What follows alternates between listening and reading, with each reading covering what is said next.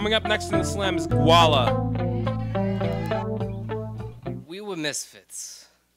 Aware of this before we ever first kissed, we decided to forget or decline to remember where we were headed, because who needs direction when you're losing yourself in someone else?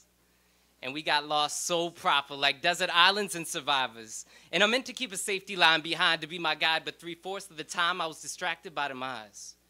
Your reflection stained into my vision. Steady reminiscing of before we split and transitioned, cause 4 loads later, your scent still lingers in my clean laundry and linen. Bringing me back, we were careless from the beginning, comrades in sin, and thinking we grown. With thoughts far from fetus, we got reeled into the realness. Cold, hard, metallic reality, stainless steel bits in my stomach coupled with morning sickness. I bleed from my lips, or at least wish that I could shoulder some symptoms of side effects. Feeling wrongly sheltered from the storm while still helpless to protect my baby girl from the coming downpour. Fluorescent, 4-cornered room.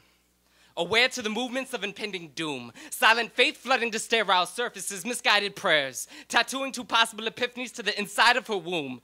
Me, seated adjacent to the untrained passerby, unfazed, flipping through leaflets regarding time frame seeds and grievances, and others like my heart, which passed through her lips on some real shit, whisper like, I wish.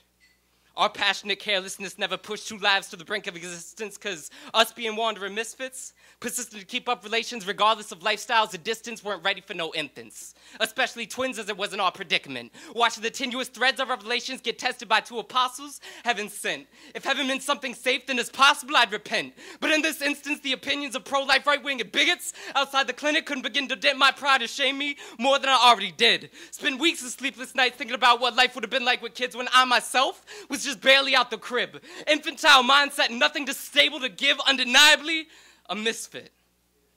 Aware of this even after we last kissed, I decided to forget. Or maybe deemed it irrelevant to remember what life was like without the predominant emotion being resent, pregnant with a relentless conscience. Morbid was the maelstrom of a mind frame, macabre was the mission. Both 100% with the decision, but my psyche's still spinning like windy prisms. Between my temples construct a personal prison, and I'm steady seeking oblivion, while blessing the period at the end of this death